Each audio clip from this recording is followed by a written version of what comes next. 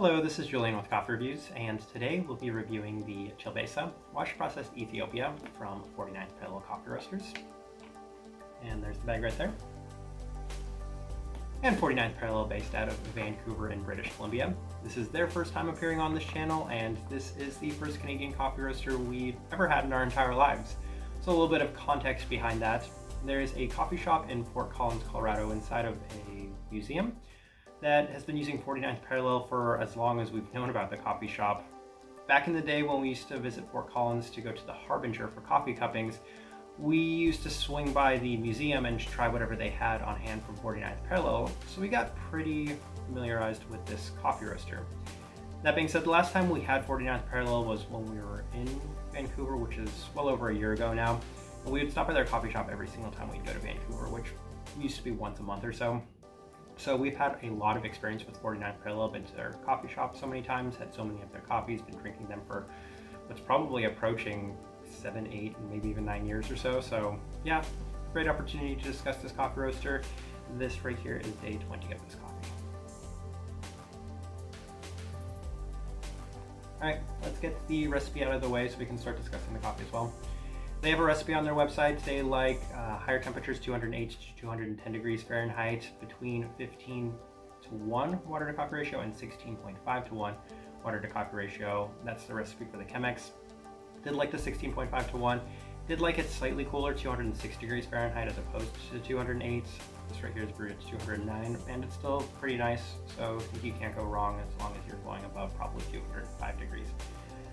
All right, they labeled themselves on their bag as a light filter roast. They're not the lightest coffee roaster in Vancouver, the Vancouver area, so we'll call them light, medium, very light, medium. All right, with that out of the way though, let's start discussing this coffee. Day 8 was the first day we got this bag. First impression, pretty solid, a little more sweetness than expected, which is a positive thing. Lots of citrus fruit, some slight florals early on, very traditional washed Ethiopia coffee, very nice. Day 10, lots of lively citrus fruits on that day, much better than the first time we tried it. Classic but well done Ethiopia, as it had some strong discernible citrus fruit characteristics balanced out really nicely with the florals, what you'd expect. Day 11, coffee has been really consistent, clean and distinct citrus and florals, pretty solid. And day 13, starting to get a little bit more from this coffee, some different flavors, including a bit of ginger. And it was at this time it kind of reminded us a lot of the Recco that we had reviewed from Madcap, which was that ginger taste, very strong ginger. Not as strong, distinct in this cup of coffee, but still definitely there. A lot of that citrus components too. Still clear and crisp, pretty nice. Day 15, still enjoying the development of the coffee as it's a sweet, clean cup with a delicate, light citric body. Very pretty. And day 17, lots of similarities to the Recco again. We couldn't help but note almost slight ginger, soft, clean citrus fruits highlighted in this coffee. And then day 19, our kind of final impression of it, has a little bit of flavor, but has lost a little bit of its flavor. Still a delightfully clean cup of coffee, what you might describe as lime and flowers to complement this distinct ginger note. So the ginger did grow throughout the life of this coffee. I think the flavor notes they have listed on here are bergamot, and yeah, definitely. Pink grapefruit, I'm not going to lie, never saw it as overly pink grapefruit, but could see it, honestly. And what else do they have? Florals. Yeah, pretty floral cup of coffee, so obviously pretty much in line with what they have on their bag. Okay, let's go ahead and put up the tasting wheel so you can see what we're getting. Things that will jump out, cleanliness, of course, as you would imagine, citrus fruit pretty high, and florals pretty high. Yeah, like the way that all three of those look. Florals at 3 is perfect. Sweetness, level 3. Again, the sweetness was higher than we'd expected. Right now we're getting some really nice caramel from this, which is, it's not on the tasting wheel. There's some great caramel in this cup of coffee today. The coffee has changed quite a bit. It was very, very consistent the first 5, 6, 7 days, and then changed a little bit more ginger and lost a little bit of its other flavors. Specifically, the overly citrus might have been like a sweeter orange taste to it, and became a little bit more ginger. And as of right now, it definitely still has lost a lot of the more vibrant florals that it had at one point.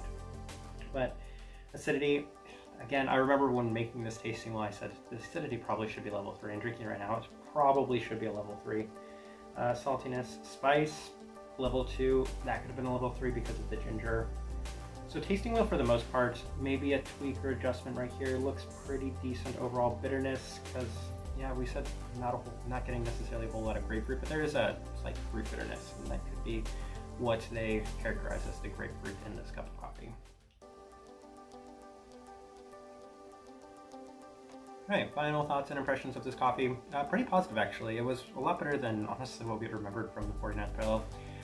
One thing I always remember every time I go to their coffee shop is that their coffee was served super hot, and I've definitely hurt myself more than a couple times on their coffee, but yeah, it makes sense considering that they consider themselves much lighter and they brew their coffee at a much higher temperature, and doing so as well and having a full bag experience of one of their coffees was a really positive experience, because this was a really nice cup of coffee. And while it's really kind of hard to mess up a washed Ethiopia, it's a bread and butter sort of thing. You need to be able to get your washed Ethiopia right, and you need to make it taste very nice, and this one was great.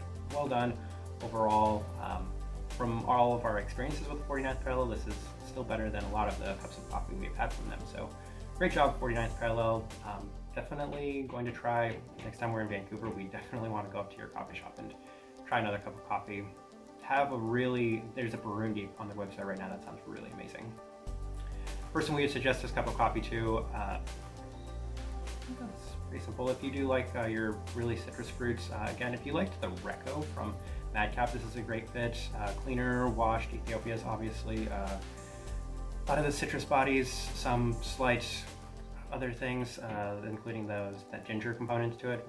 Overall, yeah, seems like a pretty good fit for somebody like that. I think we're going to leave it at that, though. Pretty straightforward, honestly. Pretty easy to discuss cup of coffee. Pretty approachable cup of coffee. Pretty normal Ethiopia, but still enjoyable. And if you by chance tried anything from the 49th Parallel, including this Chelbesa, we'd love to know your thoughts and opinions of that or them.